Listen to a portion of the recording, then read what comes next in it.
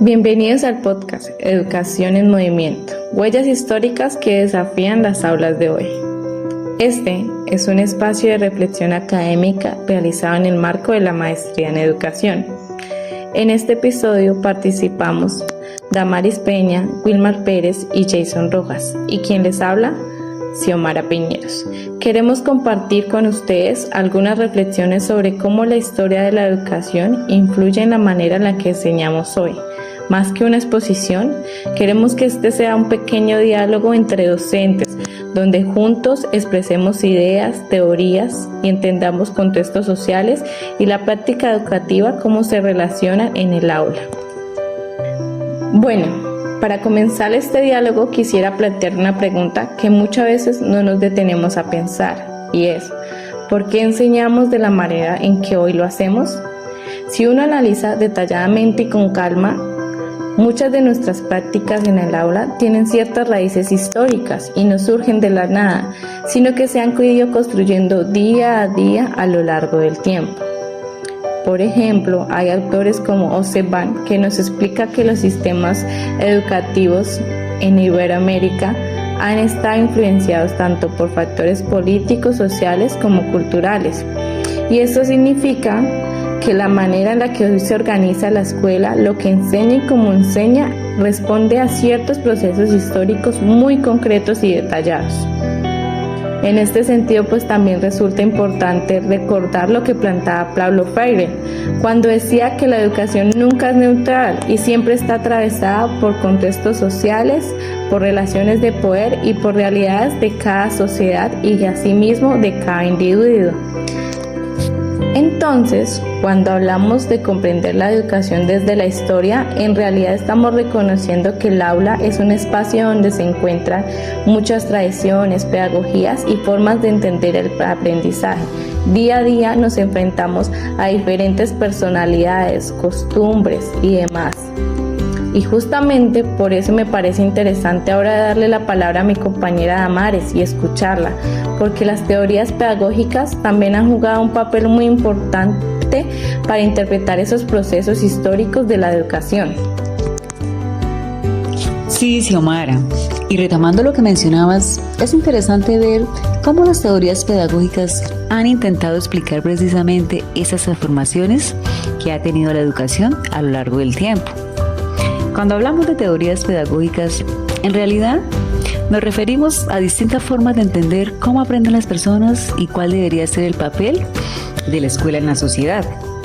Por ejemplo, uno de los autores más conocidos es John Dewey, quien defendía la idea de que la educación debía estar conectada con la experiencia de los estudiantes y con la vida democrática.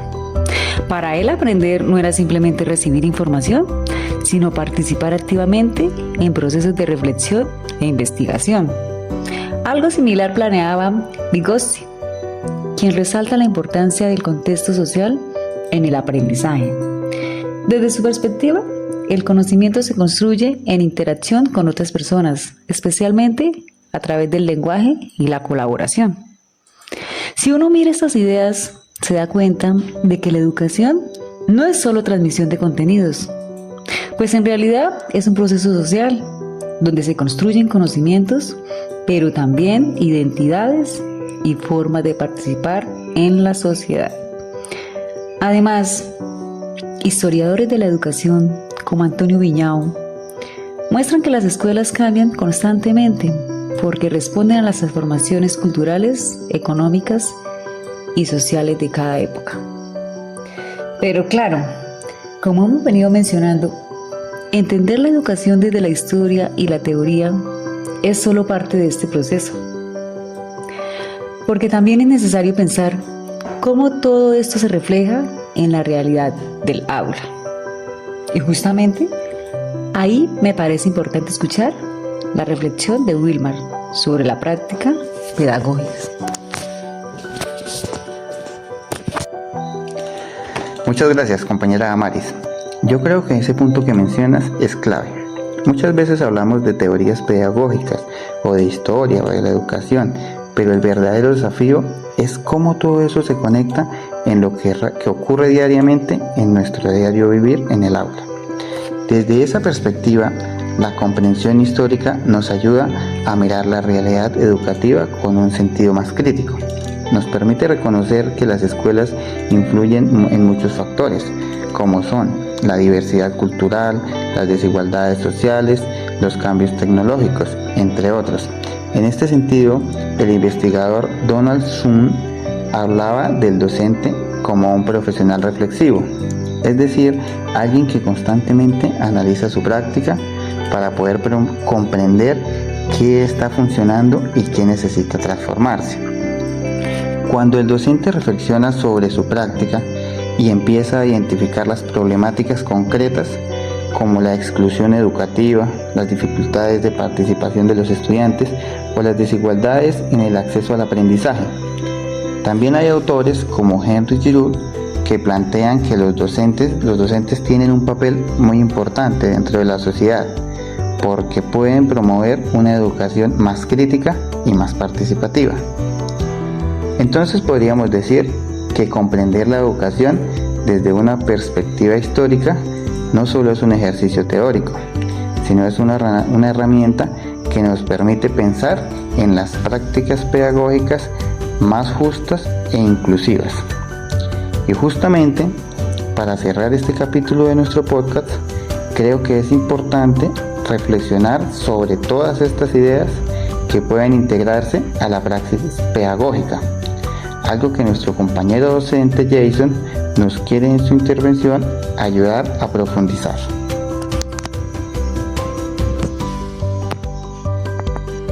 Sí, profe Wilmar, y escuchando lo que exponen nuestras compañeras, la profe Damaris y la profe Xiomara, es pertinente decir que la praxis pedagógica debe entenderse como la articulación, por un lado, de la reflexión crítica y por el otro, de la acción educativa. No se trata únicamente de la aplicación y reproducción de teorías pedagógicas, sino que debemos contextualizarla y aterrizarla en un espacio histórico. En este caso, en nuestra área, la educación rural. Y cuando hablamos de la comprensión histórica, como docentes, debemos reconocer que las prácticas educativas deben ser flexibles y cambiantes para que se adapten y respondan a las necesidades de los estudiantes y de la sociedad en la cual desarrollamos nuestro quehacer docente.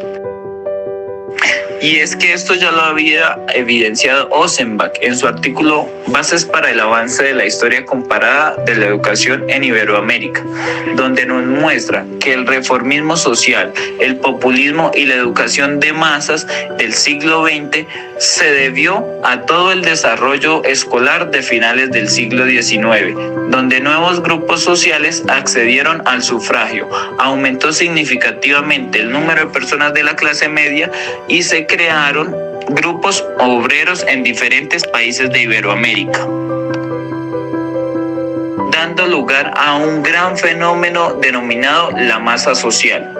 Este fenómeno fue tan importante que lograron consolidarse como un nuevo elemento del panorama educativo y el Estado tuvo que responder a esta necesidad forzándose a actuar como un regulador de las desigualdades sociales. Ossenbach nos muestra cómo la educación responde a las necesidades contextuales de la sociedad y a su vez la transforma, pero por el otro lado debemos tener en cuenta la praxis pedagógica y la importancia e influencia que tiene esta en la transformación social. Por ello coincidimos con el profe Philippe Pernaut, que plantea que el docente debe desarrollar competencias profesionales que le permitan analizar su práctica, tomar decisiones contextuales y pedagógicas fundamentadas y promover procesos de aprendizaje significativos. Además, también coincidimos con el profe Michael Fullan, que destaca que la transformación educativa requiere de docentes capaces de reflexionar sobre su práctica y de participar activamente en procesos de innovación pedagógica.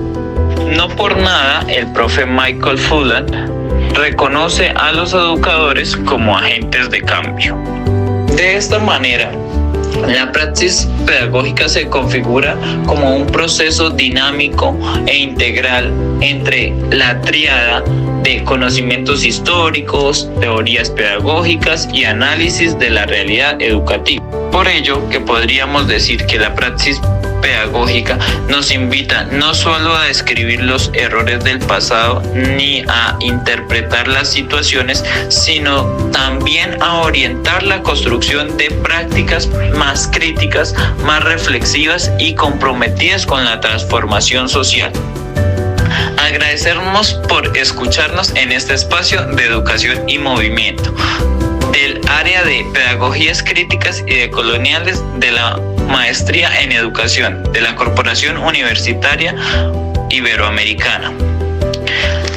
A lo largo de este episodio hemos reflexionado sobre cómo la comprensión histórica permite analizar las prácticas educativas, interpretar los procesos pedagógicos y reconocer los desafíos que enfrenta la educación contemporánea.